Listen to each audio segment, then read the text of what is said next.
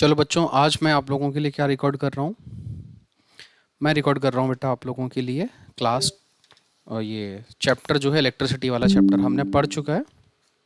तो इस चैप्टर को हम क्या कर रहे हैं, तेज़ी से रिवाइज करेंगे। तो इसमें क्या है, बहुत सारी चीज़ों को हम नहीं बताएंगे, बस जल्दी से जो चीज़ें आप रिकॉल कर सको सिर्फ उन्हीं चीज़ों को हम डिस्कस करेंगे। तो बच्चों, इसमें हमने पढ़ा था, सबसे पहले चैप्टर हमने स्टार्ट किया था कि इंट्रोडक्शन को छोड़ो, करंट से हमने स्टार्ट किया था। करंट क्या होता है हमें पता है।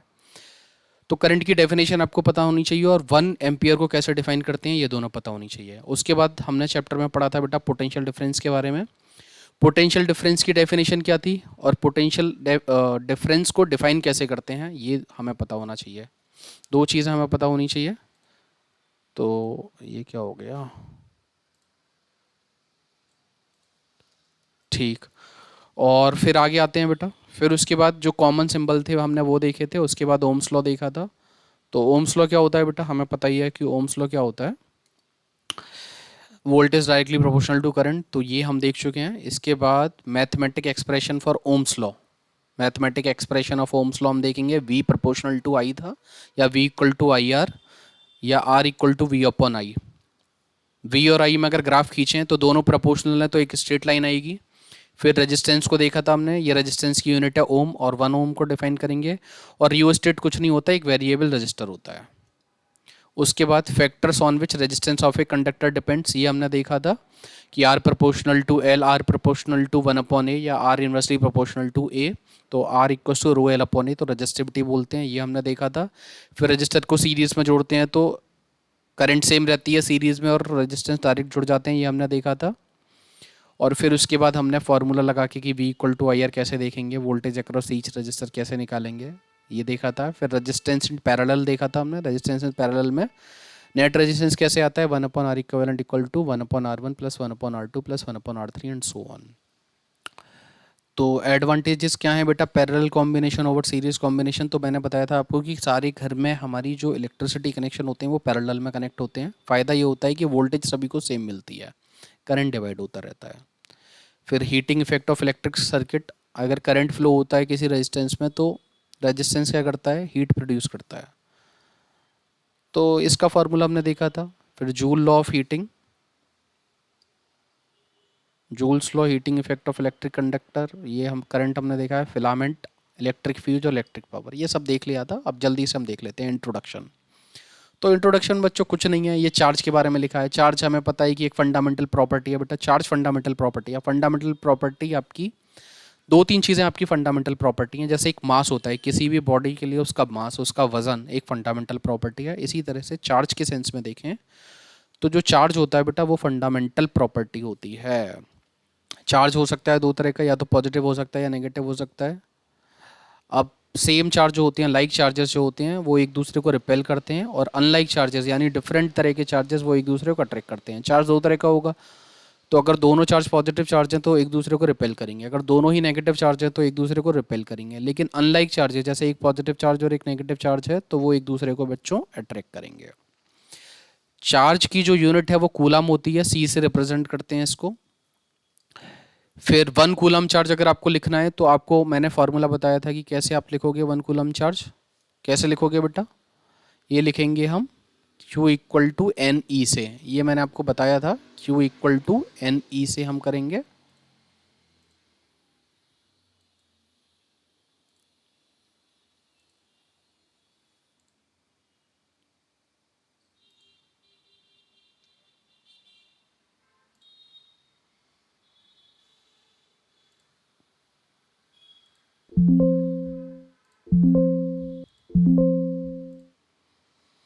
एक सेकंड बच्चों, थोड़ा सा आपको अच्छा सा दिखे इसलिए मैं ये कर रहा हूँ।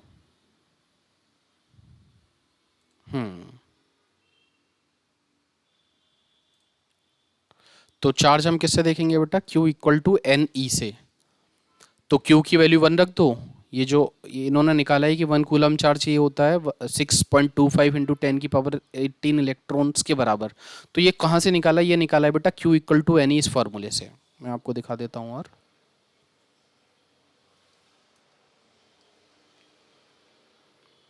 कहाँ से निकाल सकते हैं बेटा, Q equal to N E, Q की जगह 1 रख दो, एन निकालना है, ई की जगह 1.6 इंटू 10⁻⁻19 रख दो, तो इससे n की वैल्यू निकल जाएगी, और जब आप n निकालोगे तो ये हो जाएगा 1/1.6 इंटू 10⁻⁻19। जब इसे सॉल्व करोगे तो आएगा 6.25 इंटू 10⁻18 इलेक्ट्रॉन्स। तो 1 कूलम चार्ज के लिए कितने इलेक्ट्रॉन्स की जरूरत पड़ती है बच्चों आपको? 6.25 इंटू 10⁻18 इलेक्ट्रॉन्स। अब चार्ज को थोड़ा सा आपने मूव करा दिया तो वही क्या बन जाती है? करंट। तो करंट को हमने कैसे डिफाइन किया था? Rate of flow of charges current. Rate of flow of charges current. Current को रिप्रेजेंट किससे करते हैं? आई से। और इसका फॉर्मूला क्या है? I equal to Q upon T, हमने देखा था। फिर इसकी यूनिट क्या होती है बेटा करंट की? एम्पियर। ये हमने देखा है, करंट की यूनिट होती है एम्पियर। तो ये 1 एम्पियर लिखा हुआ है, ये 1 मिली एम्पियर लिखा हुआ है, ये 1 माइक्रो एम्पियर लिखा हुआ है। तो मिली अगर लिखा होता है तो 10⁻³ से मल्टीप्लाई कर देते हैं। माइक्रो अगर लिखा होता है तो उसमें 10⁻6 से मल्टीप्लाई कर देते हैं, ये हमें पता है। करंट को मेज़र करने के लिए बेटा आप अमीटर का यूज़ करते हो। जिस वायर में करंट मेज़र करनी है उसके सीरीज़ में इस अमीटर को लगा देंगे। ये प्लस साइन या माइनस साइन ये दिखाता है कि प्लस साइन से करंट एंटर कर रही है, माइनस से निकल रही है। तो ये अमीटर का सिंबल है। क्या करोगे आप? एक गोला बनाओगे, उस गोले के अंदर ए लिख दोगे और 2 ऐसे बाहर निकाल दोगे वायर। तो ये क्या है? जिस वायर में करंट मेजर करनी है, जिस वायर में करंट मेजर करनी है उसके सीरीज में, यानी जो करंट उस वायर में जाए वही करंट फिर अमीटर में जानी चाहिए। तो सीरीज में लगाने से आप करंट को मेजर कर सकते हो। इस डिवाइस का नाम है अमीटर। अमीटर देखो किस में कनेक्ट होता है? हमेशा सीरीज में कनेक्ट होता है। और अमीटर का रेजिस्टेंस बहुत कम होता है। अमीटर का रेजिस्टेंस क्या होता है बेटा? बहुत कम होता है। अगली बात करते हैं करंट की डायरेक्शन। करंट की डायरेक्शन ली जाती है पॉजिटिव चार्ज की डायरेक्शन में या नेगेटिव चार्ज के अपोजिट, ये मैंने बताया था आपको। तो हमारे फ्लो करते हैं इलेक्ट्रॉन, तो इलेक्ट्रॉन जिस डायरेक्शन में फ्लो कर रहे हैं उसकी ऑपोजिट डायरेक्शन जो होगी वही मेरी करंट की डायरेक्शन होगी। अगर मान लो इस नेगेटिव चार्ज की जगह पॉजिटिव चार्ज फ्लो कर रहा होता, मान लो ये पॉजिटिव चार्ज फ्लो कर रहा होता, तो पॉजिटिव चार्ज के फ्लो की डायरेक्शन को ही करंट की डायरेक्शन हम मान लेते। आगे हम बढ़ते हैं बेटा पोटेंशियल डिफरेंस। तो पोटेंशियल डिफरेंस को हमने डिफाइन कराया था कि V equal to W upon Q. फिर आपने डेफिनेशन बताई थी कि यूनिट चार्ज को इन्फिनिटी से किसी पॉइंट तक लाने में जो वर्क किया गया वही उस पॉइंट का पोटेंशियल डिफरेंस है, या दो पॉइंट के बीच में जो वर्क किया गया यूनिट चार्ज को लाने में वो उन दोनों पॉइंटों के बीच का पोटेंशियल डिफरेंस है।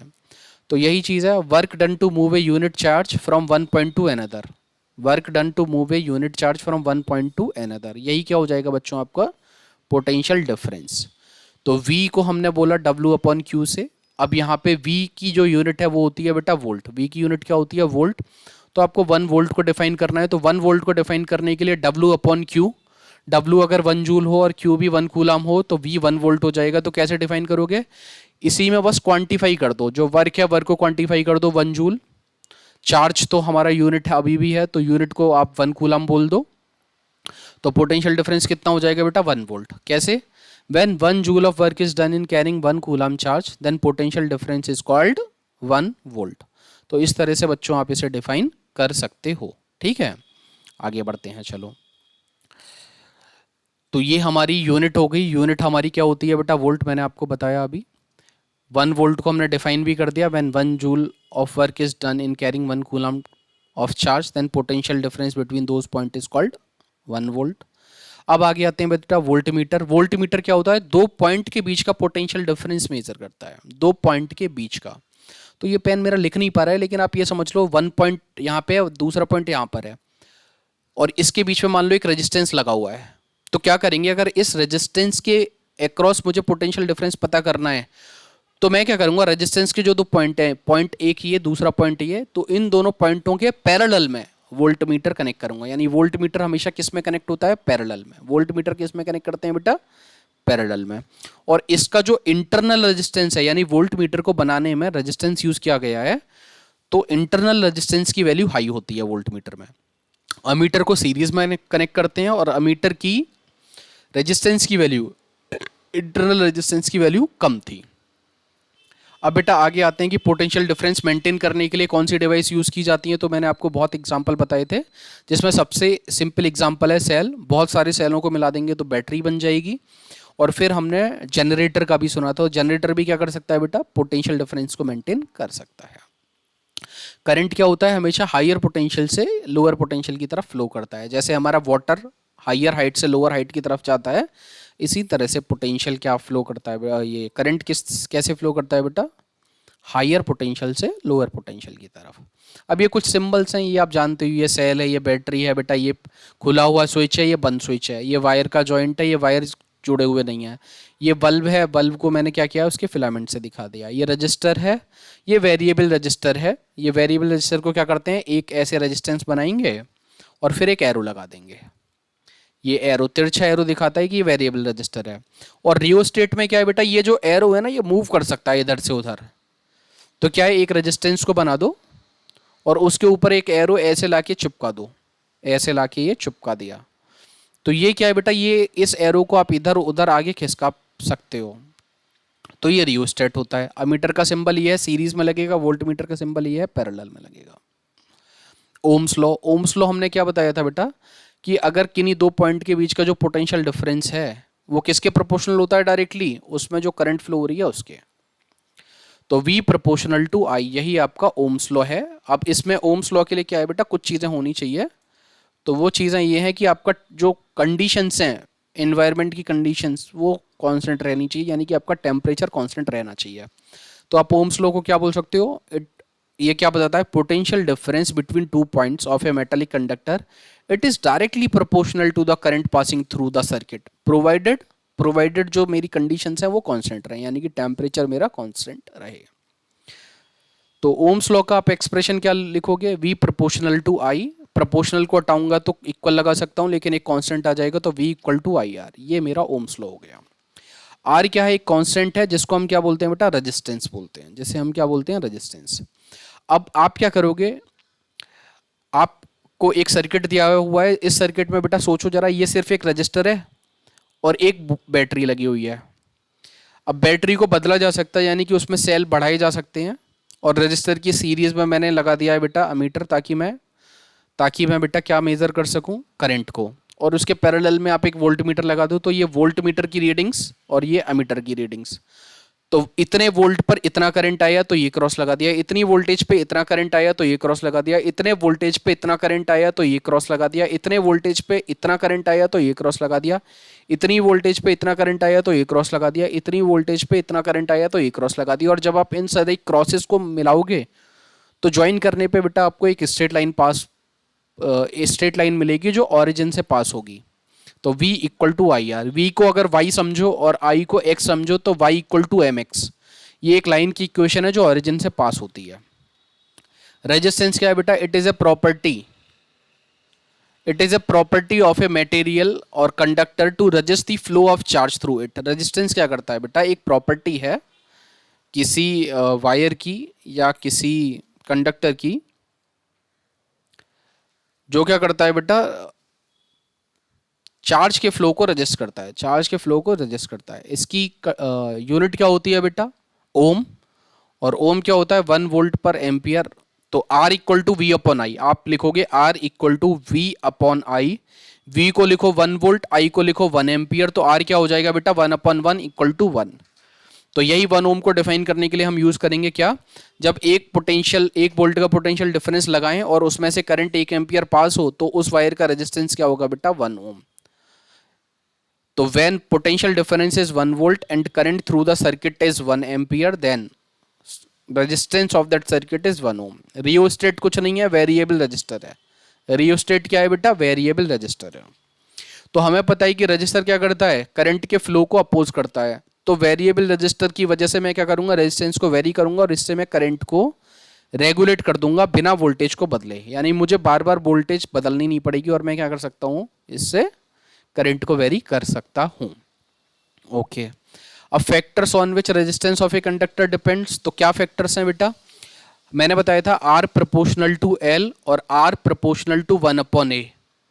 तो दोनों को एक साथ लिखेंगे तो क्या लिख सकता हूं, R proportional to L upon A, proportional का साइन हटाओ, इक्वल लगाओ, तो R equal to rho L upon A. यही चीज आपको बता रही है सारी बातें, क्या कि ये डायरेक्टली प्रोपोर्शनल है लेंथ ऑफ कंडक्टर के, ये इनवर्सली प्रोपोर्शनल है एरिया ऑफ क्रॉस सेक्शन के, ये डायरेक्टली, ये it also depends on nature of material, यानी कि रो पे डिपेंड करता है, और टेम्परेचर पर भी बेटा ये प्रोपोर्शनल है, ये टेम्परेचर के प्रोपोर्शनल है। डायरेक्टली वर्ड बोलना खराब है, लेकिन हाँ टेम्परेचर बढ़ने से रेजिस्टेंस बढ़ता है, टेम्परेचर के बढ़ने से रेजिस्टेंस बढ़ता है।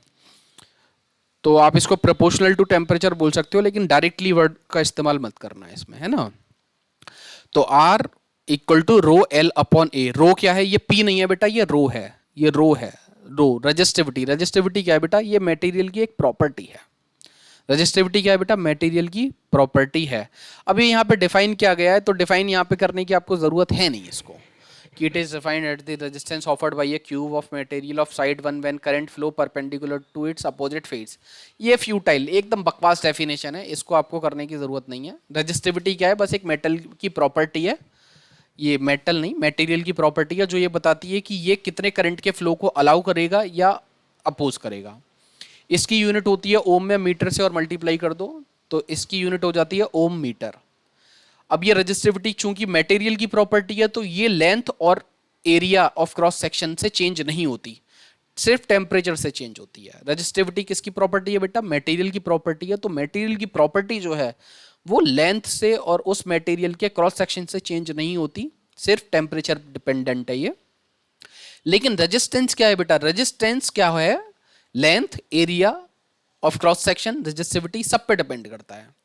तो यहाँ पे लिखा हुआ है कि देखो मेटल जो होते हैं उनकी रेजिस्टिविटी कम होती है, कम होती है तो देखो ये 10 की पावर माइनस है, माइनस का मतलब कम, 10 की पावर -8 टू 10 की पावर -6।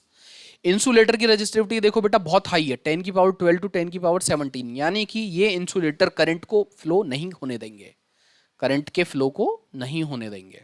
ठीक है, चलो आगे बढ़ जाते हैं बेटा। अलॉय, रेजिस्टिविटी ऑफ अलॉय क्या होता है बेटा, जिस मेटल का अलॉय है उस मेटल से तो ज्यादा होगी, जिस मेटल का अलॉय है उस मेटल से तो ज्यादा होगी। अलॉय की खास बात क्या है, ये ऑक्सीडाइज नहीं होते। अलॉय होते क्या है बेटा, आप क्या करते हो, कुछ चीज में, कुछ मेटल में कुछ चीजें मिला देते हो जिससे वो अलॉय बन जाता है। और क्यों मिला रहे हो, ताकि उसकी प्रॉपर्टी इन्हांस हो जाए। तो अलॉय जो है ये ऑक्सीडाइज नहीं होते readily at high temperature, so they are commonly use as electrical heating device. तो इनको हीटिंग डिवाइस की तरह हम यूज कर लेते हैं अलॉय को। हीटिंग डिवाइस जैसे कि बेटा आपका जो हीटर है घर में, उस हीटर में जो वायर बना हुआ है वो एक अलॉय का बना हुआ है। Copper and aluminium they are use for electrical transmission as they have low resistivity. Copper और एल्यूमिनियम की रेजिस्टिविटी बहुत कम है, हमें पता है कि ये मेटल है, इनकी कंडक्टिविटी ज़्यादा होती है या रेजिस्टिविटी कम होती है। तो इनको हम ना करंट को ट्रांसमिट करने के लिए यूज करते हैं। किस लिए यूज करते हैं, ट्रांसमिट करने के लिए। तो इनके हम वायर बनाएंगे, इनके हम वायर बनाएंगे ताकि उस वायर में ज़्यादा रेजिस्टेंस की वजह से ड्रॉप ना हो। अब क्या है बेटा, आप रजिस्टर को सीरीज में लगा सकते हो, तो यहाँ पे 1 2 3 3 रजिस्टर सीरीज में लगे हुए हैं। तो यहाँ पे ध्यान देने वाली बात यह है कि ये बैटरी से करंट जाएगी मेरी, ये करंट गई, करंट गई, करंट गई, करंट गई, करंट गई, और देखो पहले रेजिस्टेंस में भी गई, दूसरे में भी गई और तीसरे में भी गई, यानी तीनों रेजिस्टेंस में सेम करंट जा रही है। और इसका जो रेजिस्टेंस आता है नेट रेजिस्टेंस आर एस बोला इन्होंने, यानी आर एस बता रहा है मेरा कि सीरीज में नेट रेजिस्टेंस होता है तीनों का सम, R1 plus R2 plus R3, दो होते तो दो का सम, चार होते तो चार का सम, यानी कि सारे के सारे रेजिस्टेंस एक साथ मिलके जुड़ जाते हैं। तो ये जो रेजिस्टेंस की वैल्यू है ये सबसे बड़े रेजिस्टेंस से भी ज़्यादा आएगी, क्योंकि इसमें बाकी रेजिस्टेंस भी जुड़ रहे होंगे। तो ये क्या होता है, आपको ज़्यादा रेजिस्टेंस मिलता है, सीरीज में जुड़ने से आपको रेजिस्टेंस ज़्यादा मिलता है। तो यहाँ पे इंपॉर्टेंट बात क्या है, current through each resistor same रहती है सीरीज में। दूसरा, इक्विवेलेंट रेजिस्टेंस जो आएगा वो सबसे बड़े रेजिस्टेंस से भी ज़्यादा आएगा। और टोटल वोल्टेज क्या होती है, सम ऑफ वोल्टेज ड्रॉप, यानी कि देखो करंट इसमें सेम है, करंट तीनों में सेम है, लेकिन ये जो बैटरी की वोल्टेज है, ये बैटरी की वोल्टेज का कुछ पार्ट इसमें जा रहा होगा, कुछ इसमें और कुछ इसमें। तो ये बैटरी की वोल्टेज मान लो V है, तो इस V को मैं लिख सकता हूं V1 plus V2 plus V3। तो V को लिख दिया मैंने V1 plus V2 plus V3। अब बैटरी से मेरी करंट निकली I, तो मैंने लिख दिया I, और पूरे नेट रेजिस्टेंस को मैंने लिख दिया RS। तो यहां पे लिख दिया मैंने बेटा I इंटू RS। ये देखो, ये लिख दिया मैंने I इंटू RS। इस रजिस्टर में भी करंट देखो I ही जा रही है और इसकी वैल्यू है R1। तो इसकी वोल्टेज V1 को मैं क्या लिख सकता हूं, ये जो V1 है इसको क्या लिख सकता हूं, I इंटू R1। क्या लिख सकता हूं बेटा, I इंटू R1। दूसरे की को लिख सकता हूं I इंटू R2 और तीसरी को लिख सकता हूं I इंटू R3। दोनों तरफ से I कैंसिल हो जाएगा, ये प्रोपोर्शनल का साइन नहीं है बेटा, ये इक्वल का साइन है, ये एरो है, तो आई आई दोनों तरफ से कट जाएगा, तो R equal to R one plus R two plus R three. ऐसे हमने ये ड्राइव करते हैं, ऐसे हम क्या करते हैं बेटा, ड्राइव। अब रजिस्टर इन पैरेलल में खास बात क्या है, ये बैटरी है, बैटरी से ये करंट आई, करंट आने के बाद ये वोल्ट मीटर को थोड़ी देर के लिए भूल जाओ, तो यहां से एक करंट गई, दूसरी करंट यहां से गई और तीसरी करंट यहां से गई। वोल्ट मीटर को क्यों भूल जाते हैं बेटा, इसलिए भूल जाते हैं क्योंकि वोल्ट मीटर का रेजिस्टेंस बहुत हाई होता है और हम ये मानते हैं कि वोल्ट मीटर चलने के लिए कोई भी करंट नहीं ले रहा है, इसीलिए मैं आपको बोल रहा हूं कि इस वोल्ट मीटर की करंट को भूल जाओ। तो यहां से करंट गई मेरी I1, यहां से I2, यहां से I3, और यहां से कितनी आ रही थी I। तो इस बार क्या आपको इक्वल करोगे, I को इक्वल करोगे, I equal to I1 plus I2 plus I3। अब I क्या होता है बेटा, V अपॉन आर। तो इस पूरे का रेजिस्टेंस मैं मान ले रहा हूं R है, तो V अपॉन आर, इसका रेजिस्टेंस R1 है। तो देखो पैरेलल में जो होते हैं तो क्या होता है, वोल्टेज सेम रहती है। देखो ये वाला पॉइंट यहाँ पे आ गया, ये माइनस वाला पॉइंट यहाँ पे आ गया, तो ये सभी रेजिस्टेंस इसी वोल्टेज के बीच में लगे हुए हैं, इसी वोल्ट पोटेंशियल डिफरेंस के बीच में लगे हुए हैं। तो इसके भी एक्रॉस पोटेंशियल वी है, इसके भी एक्रॉस वी है और इसके भी एक्रॉस वी है। तो फाइनली अगर मैं लिखूंगा तो क्या लिख सकता हूँ, V upon R equal to V upon R one plus V upon R two plus V upon R three. सारी जगह से मैंने v को कॉमन ले लिया और काट दिया, तो फाइनली क्या बना, one upon R equal to one upon R one plus one upon R two plus one upon R three. तो यहाँ पे जो नेट रेजिस्टेंस आता है, इक्विवेलेंट रेजिस्टेंस आता है, वो क्या होता है, उसका रेसिप्रोकल आता है बाकी के रेसिप्रोकल के सम के इक्वल। सबका उल्टा कर दो, उल्टा करके सम लिख दो, तो इस नेट रेजिस्टेंस का उल्टा आ जाएगा। और यहाँ पे ध्यान देने वाली बात यह है कि इनमें सबसे छोटा जो रेजिस्टेंस होगा उस छोटे रेजिस्टेंस से भी कम वैल्यू आएगी इक्विवेलेंट रेजिस्टेंस की, यानी कि पैरेलल में रेजिस्टेंस कम हो जाता है। पैरेलल में रेजिस्टेंस क्या हो जाता है बेटा, कम। अब क्या एडवांटेजेस हैं पैरेलल कॉम्बिनेशन के सीरीज कॉम्बिनेशन पे, पहली बात यह है कि सीरीज में अगर कोई भी एक कंपोनेंट फेल हो गया तो यानी कि वो रेजिस्टेंस को हटा दो, वो रेजिस्टेंस के हटते ही वो ओपन सर्किट हो जाएगा, ओपन सर्किट होते ही उसमें आगे कोई भी करंट फ्लो नहीं होगी। तो इसका मतलब यह है कि अगर कोई भी एक कंपोनेंट फेल तो पूरा का पूरा सर्किट, पूरा का पूरा कंपोनेंट फेल। आपको एग्जांपल से बताता हूं, आपने कई बार देखा होगा कि दिवाली की जो झल्लर होती हैं, कुछ झल्लर ऐसी होती हैं जिनमें से अगर एक बल्ब निकल गया तो पूरी उस झल्लर में कोई बल्ब नहीं जलेगा। तो अगर ऐसा होता है तो इसका मतलब यह है कि सारी की सारी झल्लर में जो बल्ब हैं वो सारे सीरीज में थे, एक बल्ब निकाल दिया यानी कि एक बल्ब फेल हो गया तो पूरा का पूरा सर्किट ही ब्रोक हो जाएगा और कोई भी कंपोनेंट काम नहीं करेगा। तो ये सबसे बड़ा डिसएडवांटेज है सीरीज का। दूसरा क्या है बेटा, जो डिफरेंट डिफरेंट हम अप्लायंस लगाते हैं, पंखा लगाया, टीवी लगाया, फ्रिज लगाया, कूलर लगाया, तो उन सब की करंट की रिक्वायरमेंट डिफरेंट होती है, वोल्टेज की रिक्वायरमेंट सेम होती है। लेकिन सीरीज में क्या होता है, आपका वोल्टेज अलग आती है और करंट सेम मिलता है। तो ये क्या है, ये वाला पर्पस भी डिफीट हो जाएगा। और तीसरा क्या है बेटा, total resistance in parallel circuit is decreased. ये एडवांटेज कैसे है कि पैरेलल का रेजिस्टेंस जो है घट जाता है, घट जाता है तो क्या होगा बेटा, करंट ज्यादा ड्रॉ कर सकते हैं सर्किट से। तो ये इसका एडवांटेज है कि आप क्या कर सकते हो, लोडिंग को बढ़ा सकते हो। अब आगे आते हैं बेटा हीटिंग इफेक्ट। हीटिंग इफेक्ट में मैंने आपको बताया था कि H के 3 फॉर्मूले हैं, या तो VIT लिख दो, या I स्क्वायर RT लिख दो, या V square upon R into T लिख दो। और ये एनर्जी क्या होती है, पावर इंटू टाइम। तो इन फॉर्मूले पे बेस्ड आप अपना क्वेश्चन निकाल देना। तो ये बोल रहे हैं कि अगर इलेक्ट्रिक सर्किट प्योरली रेजिस्टिव है तो उसमें जो एनर्जी है बेटा वो पूरी हीट की फॉर्म में होती है, और इसी को heating effect of electric current बोलते हैं। यानी कि अगर रेजिस्टेंस में करंट फ्लो होगा तो वो हीटिंग इफेक्ट प्रोड्यूस करेगा। इसी इफेक्ट को क्या बोलते हैं, heating effect of electric current. अच्छा,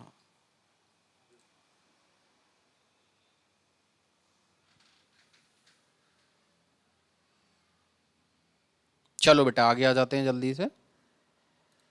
हाँ, कहाँ पे थे हम, तो जूल लॉ ऑफ हीटिंग। तो जूल लॉ ऑफ हीटिंग कुछ नहीं है बेटा, कि ये बताता है कि जो हीट प्रोड्यूस हो रही है ना रजिस्टर में, वो करंट के स्क्वायर के प्रोपोर्शनल होती है। ये जूल लॉ ऑफ हीटिंग क्या है कि मेरी जो हीट प्रोड्यूस हो रही है H, it is directly proportional to the square of current, यानी H proportional to I square, H proportional to I square. और होती भी है, देखो हमें पता है। और दूसरा क्या है, ये डायरेक्टली प्रोपोर्शनल होती है रेजिस्टेंस के, और ये डायरेक्टली प्रोपोर्शनल होती है टाइम के। तो फॉर्मूला हो जाता है H equal to I square R T. ये फॉर्मूला आप जानते ही हो, H equal to I square R T. तो इसी से आप जूल का लॉ ऑफ हीटिंग इफेक्ट बता सकते हो। कैसे बताओगे कि H proportional to I square है, H प्रोपोर्शनल टू आर है और H प्रोपोर्शनल टू टी है। इनको बस आपको इंग्लिश में लिख देना है। कैसे? जो heat produce in a resistor, it is directly proportional to the square of current, it is directly proportional to the resistance, it is directly proportional to the time. तो H equal to I square R T, यही क्या है आपका joule का heating law है। ये हम ऊपर पढ़ चुके हैं। अब हीटिंग डिजायर्ड है बेटा, हीटर में, आयरन में, बल्ब में, फ्यूज में, इन सब में हीटिंग डिजायर्ड है। हीटिंग इफेक्ट अनडिजायरेबल होता है कहाँ पे? कंप्यूटर में, कंप्यूटर मॉनिटर, टीवी, रेफ्रिजरेटर वगैरह, वहाँ पे हम चाहते हैं कि हीटिंग ना हो। तो कुछ जगह जहाँ पे हमें हीटिंग चाहिए वहाँ पे हीटिंग इफेक्ट डिजायर्ड है, जहाँ पे नहीं चाहिए वहाँ पे ये डिजायर्ड नहीं है।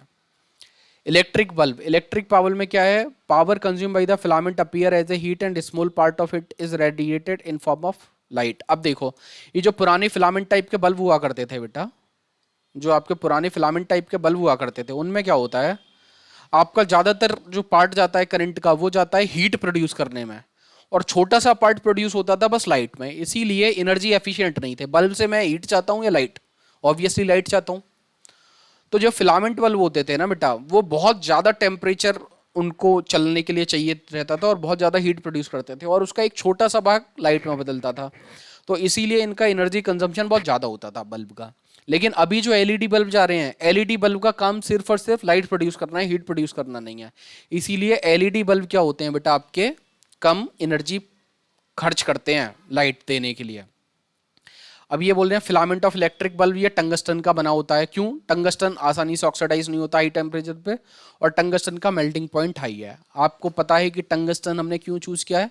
क्योंकि जिस वायर में करंट फ्लो हो रहा है वो हीट होगा, तो हीट होने पर वो पिघले ना, तो इसके लिए आपको क्या इंश्योर करना होगा कि उसका मेल्टिंग पॉइंट हाई हो। दूसरा, ये ऑक्सीडाइज ना हो हाई टेम्परेचर पर। ऐसा ना हो कि हाई टेम्परेचर पर पहुंचा तो ये ऑक्सीडाइज हो जाए। ऑक्सीडेशन को रोकने के लिए क्या करते हैं आप? इनएक्टिव गैसेस जैसे कि नाइट्रोजन या आर्गन, उनको बल्ब के अंदर भर देते हैं ताकि मेरा ये बल्ब ऑक्सीडाइज ना हो। अब फ्यूज क्या होता है बेटा? फ्यूज क्या होता है? आपके जो इलेक्ट्रिकल अप्लायंसेस हैं पूरे घर में, आपकी जो इलेक्ट्रिकल इक्विपमेंट्स लगे हुए हैं, इलेक्ट्रिकल सामान जैसे लगे हुए हैं, टीवी, फ्रिज, वॉशिंग मशीन वगैरह वगैरह, इनको बचाने के लिए एक डिवाइस लगाते हैं जिसको बोलते हैं बेटा फ्यूज। ये फ्यूज क्या है? जब भी करंट ज्यादा बढ़ेगा तो करंट ज्यादा बढ़ने से ये पिघल जाएगा, यानी कि इसमें ऐसा वायर लगाएंगे जिसका मेल्टिंग पॉइंट कम हो, और जैसे ही उसमें ज्यादा करंट जाएगी, ज्यादा करंट जाते ही वो क्या होगा? पिघल जाएगा, पिघल के हट जाएगा, और हटने के बाद जैसे ये ब्रोक हो जाए तो पूरा सर्किट भी ब्रोक हो जाए। तो इसलिए इसको किस में लगाएंगे? पूरे सर्किट के सीरीज में। तो फ्यूज को सीरीज में कनेक्ट किया जाएगा, लो मेल्टिंग पॉइंट होगा, और जिस सामान को लेके जा रहे हैं, मान लो कि एक टीवी है, टीवी को चलाने के लिए मुझे 1 एम्पियर चाहिए, तो 1 एम्पियर से ज्यादा का मुझे फ्यूज लगाना होगा। एग्जाम्पल समझो, अगर मुझे एक एसी चलाना है और एसी को चलाने के लिए मुझे 15 एम्पियर चाहिए, तो मुझे फ्यूज 15 एम्पियर से ज्यादा एम्पियर की रेटिंग का चाहिए होगा। मान लो अगर मैंने 12 एम्पियर का ही फ्यूज लगा दिया तो क्या होगा? एसी को ऑन करते ही मेरा ये फ्यूज मेल्ट हो जाएगा। ठीक है, तो इस तरह का एक एनसीईआरटी में आपको क्वेश्चन भी था जिसमें था कि फ्यूज की करंट रेटिंग कितनी होनी चाहिए। तो आप उसमें क्या करोगे? सारे जो करंट की रिक्वायरमेंट आप निकाल लोगे और उसके बाद उससे थोड़ा सा बड़ा फ्यूज की रेटिंग ले लोगे। फिर पावर क्या होती है? टी को हटा दो बस, P equal to V I, P equal to I square R, या P equal to V square upon R. Power की यूनिट क्या है बेटा? वॉट होती है। पावर की यूनिट वॉट होती है। वॉट क्या है बेटा? आपका वोल्ट इंटू एम्पियर। ये सिंपल निकाल सकते हो, V इंटू आई। लेकिन कॉमर्शियल यूनिट होती है इसकी यूनिट, जिसे हम बोलते हैं किलोवाट आवर। 1 किलोवाट आवर में क्या होता है? 3.6 इंटू 10 की पावर 6 जूल। और इसी किलोवाट आवर को one unit of electric energy बोलते हैं। तो बेटा इस तरह से मैंने आपका ये वाला चैप्टर जल्दी से रिवाइज करा दिया। अब आप इसके क्वेश्चंस एक बार फिर से कर लेना, ठीक है। और इसमें भी ऐसा मेरे को लग रहा है कि कुछ कुछ चीज़ें ना छूट गई हैं बेटा, एनसीईआरटी में जो लिखी थी वो इसमें लिखी हुई नहीं है, तो वो आप एक बार और देख लेना, ठीक है। लेकिन ये आपका एक क्विक रिवीजन टाइप की चीज़ हो गई।